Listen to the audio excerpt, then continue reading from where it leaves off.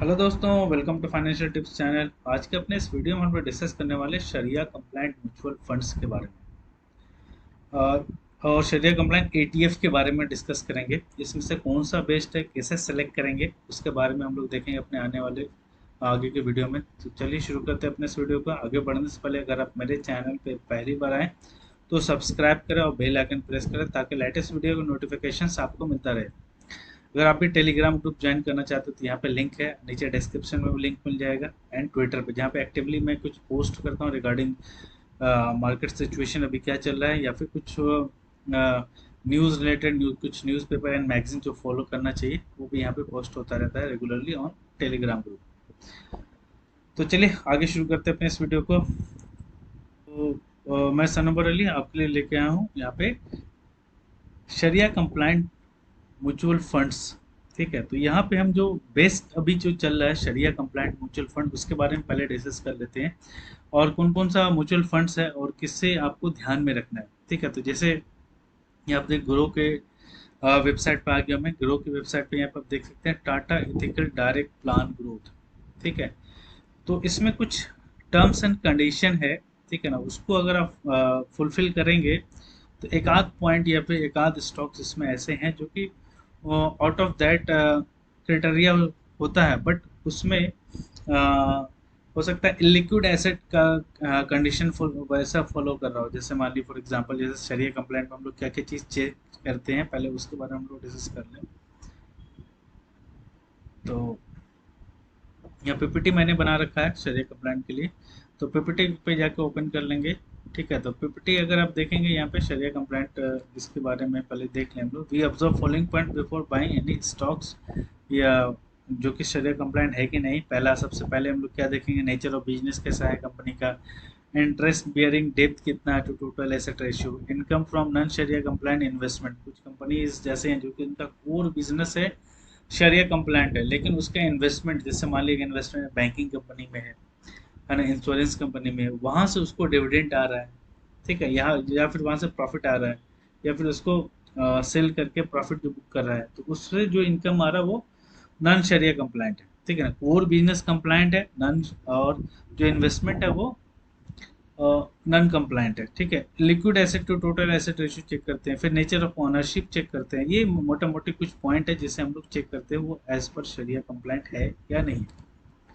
तो nature of business हम लोग जनरली क्या करते हैं, अवॉइड करते हैं जो कि बैंकिंग कंपनी हो, इंश्योरेंस कंपनी हो, एनबीएफसीज हो, और कन्वेंशनल लीजिंग कंपनी हो, and which are dealing with night club, liquor, pornography, gambling, pork etcetera, जो कि शरिया हमें अलाउ नहीं करता। वैसे बिजनेस को में हम लोग इन्वेस्ट नहीं करेंगे जिस जो कंपनी इस तरह के नेचर ऑफ बिजनेस से।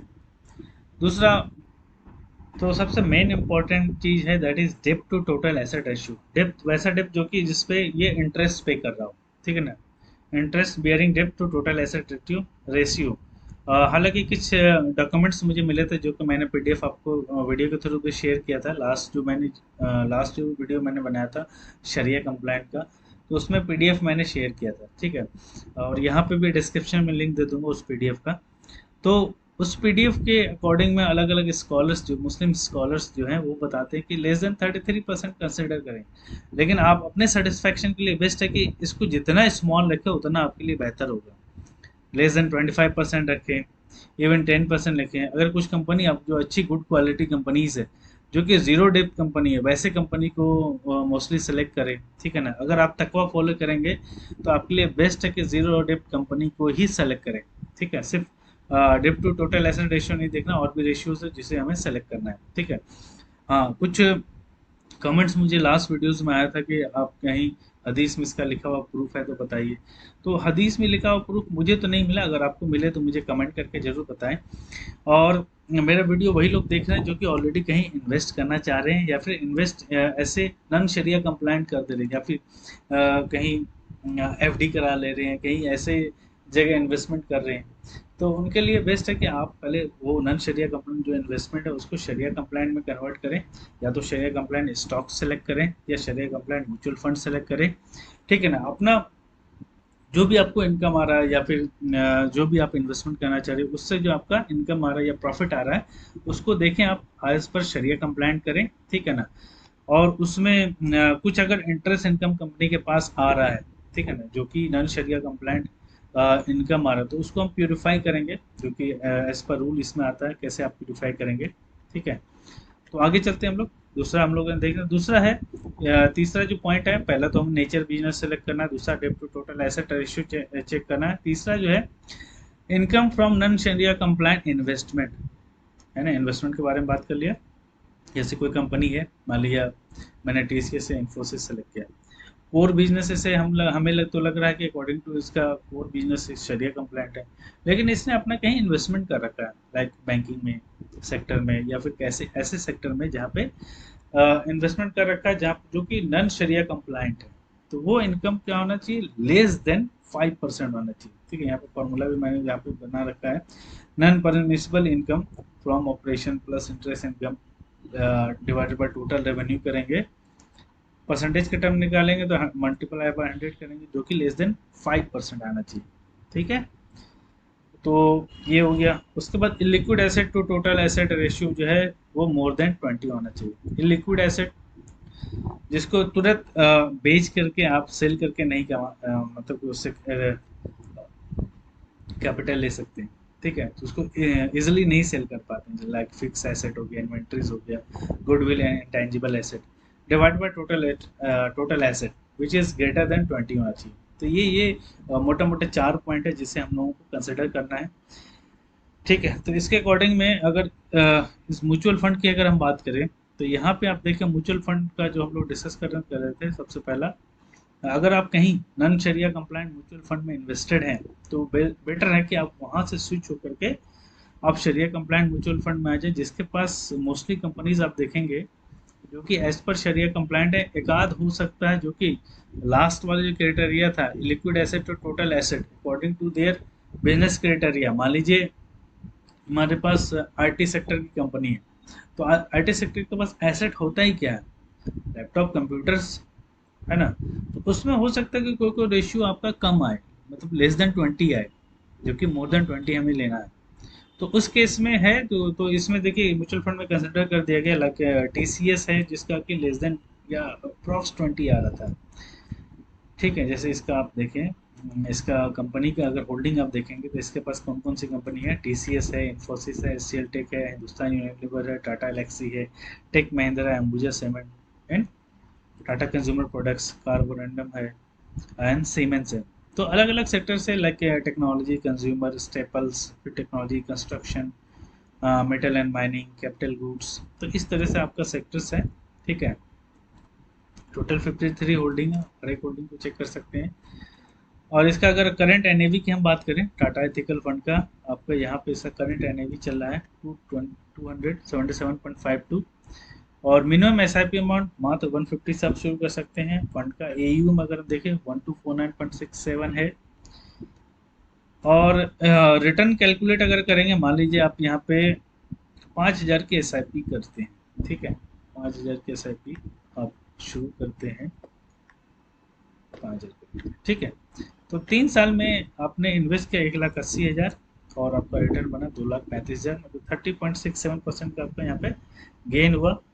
एंड देन 5 ईयर तक आप इन्वेस्टेड रहें, ठीक है ना, इन्वेस्ट करते गए एसआईपी में, तो 5 साल तक अगर आप करें 3 लाख आपने इन्वेस्ट किया, जो आपका बन के हो गया 4,37,350। ठीक है, 45.78% का आपका रिटर्न बना।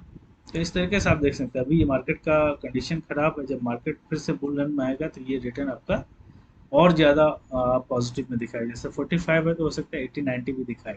ठीक है, फिर इसका अगर हम रिटर्न एंड रैंकिंग करेंगे, तो यहाँ पे 1 ईयर रिटर्न इज 1.6%, ठीक है, 3 year return is 18.5%, 5 year 13.8 and overall 14.9% है। फिर देन इसके बाद इसकी होल्डिंग्स के बारे में हम लोग ऑलरेडी डिस्कस कर चुके हैं। ठीक है, इक्विटी में देखें ये 96.9% रखता है, कैश 3.1% रखता है। ठीक है, और इसका सेक्टर वाइज एलोकेशन देखेंगे तो टेक्नोलॉजी में 33.5% है, अदर्स 16.3, कंज्यूमर स्टेपल्स में 12.4, केमिकल्स में 11.7, capital goods 11.4, health care 8.4% and construction 6.4% है। ये कुछ रेशियोज है, ठीक है ना। ये टाटा एथिकल है। दूसरा जो म्यूचुअल फंड है दैट इज टॉरस एथिकल करके है, उसमें भी बस नॉलेज रख लीजिए, ठीक है ना। सबसे बेस्ट लेकिन टाटा एथिकल ही है। ये टॉरस एथिकल हो गया। इसका AUM कम है, मार्च 76.23 है ना। तो इसको आप रहने दें। इसका अगर आप रिटर्न देखेंगे 3 साल का, तो इसका रिटर्न भी कम बना है, ज़्यादा नहीं बना है। टाटा एथिकल का ज़्यादा रिटर्न बना है, ठीक है ना। तो बेस्ट है कि इससे आप छोड़ दें। अब प्लस 45 पॉइंट समथिंग परसेंटेज बढ़ना था, ओके। तो इसे छोड़ दें। टॉरस एथिकल मतलब बस जान ले कि टॉरस एथिकल होता है। और इसके बाद एक है शरिया 20 करके, शरिया 20,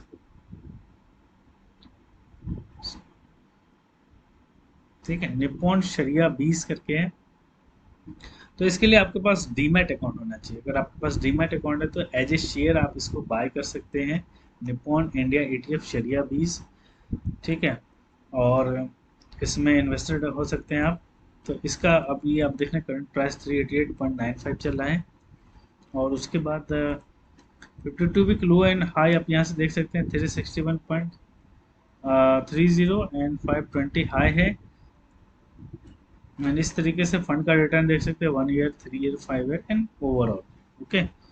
तो एज ए स्टॉक्स अगर आपको बाय करना है तो आपके लिए ETF है, ठीक है। और एज ए म्यूचुअल फंड आपको इन्वेस्ट करना है तो आपके लिए टाटा एथिकल फंड है। उसी तरीके से आप यहाँ पे इसका देख सकते हैं, इसके होल्डिंग्स में कौन कौन से स्टॉक्स हैं।